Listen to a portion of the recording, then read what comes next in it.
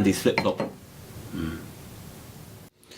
It's that time of the week. Welcome to Wine Mothership. My name is Peter. And I'm Ian. And we're looking forward to showing you some very, very interesting wines this week. We are. We've got a very, very interesting area tonight, Peter. Ooh, what do we have? It's Fumia from southeastern Spain. Fumia, okay. Yep.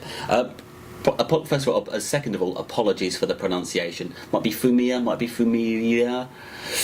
Not quite sure how to do it, but it's a really, really interesting place. It's one of those places that for a long time has produced kind of massive amounts of cask wine and wines that come in plastic bottles like giant milk bottles or squash or cordial bottles.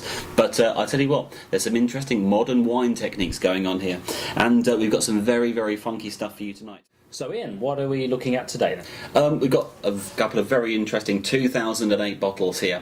First, on the right, we have the Casa de la Ermita. This is their Crianza, and it's made from a blend of Monastrell, which you might know as Mourvèdre, or if you're in Australia, Mataro. And it's blended with a personal favourite grape of mine, Petit Verdot, and it's got a little splash of Cabernet Sauvignon in it as well. Okay, so a whole lot of stuff. A whole lot of stuff going on there, and as we'll find out, the taste is a whole lot of stuff as well. And on the left, on my left, we've got Syrah. This is the Valtosca V08, and that's got a hell of a lot of punch for the money, I think.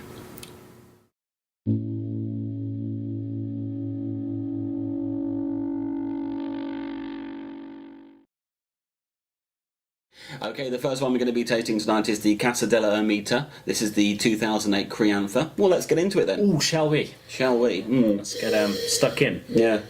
Go on. Appearance, nose, flavour, finish. Give me a whole impression. I'm not very good at the appearance. I'm going to say red. Fair enough.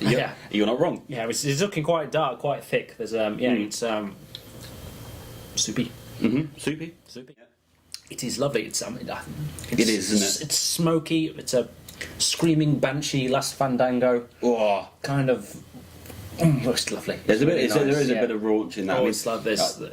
There's hips. There's hips in it. Yeah. Oh, yeah. Lips and hips. This is This is a sexy little wine, isn't it? It's very good. The red fruits, I was expecting a few red fruits here. They're a little muted. There's a hint of raspberry, but this wine is more about the savoury characteristics. There's a hint of florality on the nose, almost like roses, but something a little bit more herbal going on in there as well. You can really smell that kind of typical Spanish dusty tannin on the nose as well. Almost going between the florality and the dusty tannins, it's kind of like a rose Turkish delight on the nose. A hint of approaching a Rhone Valley forest floor, but not quite there in the intensity and the depth of the earth. Very good, very good. Yeah, it feels like a handful of Spanish soil has gone directly into. Yeah, oh god, yeah, and a good, not one of these wimpy handfuls. They've burnt the soil before they've thrown it in the wine. That's what we're talking. A big muscular bloke as well. Yeah, I'd love it to bits.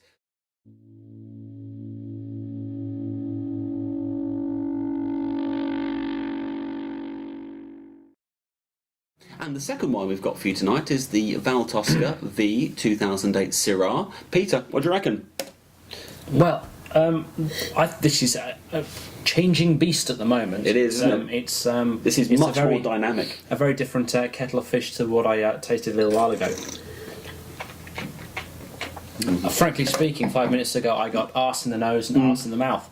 And now I'm just getting arse in the nose. Oh, okay, all right then. The arse in the mouth has blossomed into something a lot more agreeable than arse. Yes, it's very nice. It's one to wait for. Yeah, definitely. It's getting fleshier by the moment, and it leaps out the glass.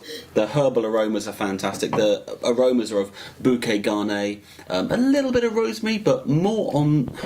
It's a little bit greener. Bay leaf is what I'm getting, like a nice bouquet garnet. Ooh, yeah. I kind of get that. Yeah. And every time I taste a southern French Van de Pey Syrah, I kind of get the feeling of a bluish flavour in there, that kind of bright, zingy, acid-based blue fruit flavour. Not much smoke. I was expecting none at all, really. Yeah, I was expecting more smoke from a Syrah like this. It's very, very easy to drink, isn't it? It certainly is. There's no battle going on as there was with the Ermita. Yeah. It's a more integrated wine and a more focused wine, but no less charming for that.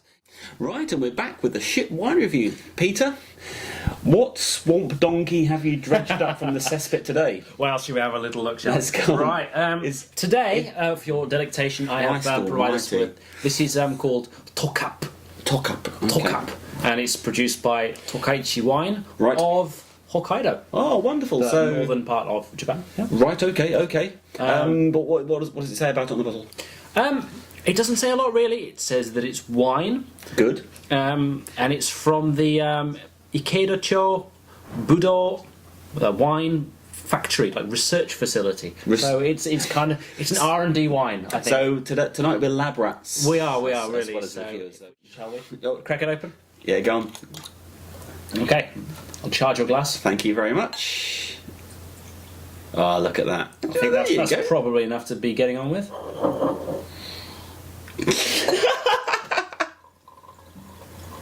This is ridiculous. What are you giving me? Have I done something to upset you in the recent past? I've been assured it has it on the label that this is wine. Okay. Let me just it smells a bit. Whatever it was that instantly offended to me is instantly blown off as well. So I don't know. Maybe they pumped some gas in there to keep it inert, but I don't know. It's not readily identifiable as. Basically, as liquid, really. Well, it's moving like liquid. What do you reckon? There's just no taste to it, is it? It's like if you kind of wash out a wine glass, it tastes like the water in it. I mean, it's not offensive in any way. It's just No, I'm once again in the shit wine review. I'm lost for words.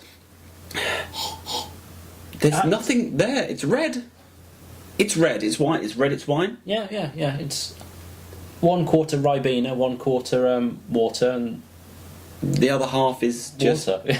Yeah. It's almost like the ghost of a wine that died in the Vietnam War or something. Yeah. I mean, but it's not horrible, is it? It's not. I don't feel like needing to gag here. It's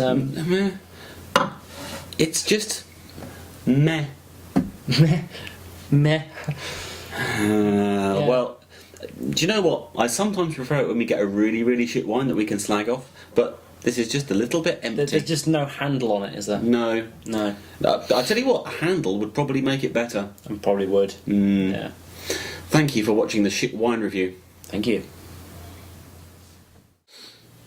Okay, Ian. So let's apply some scores to these.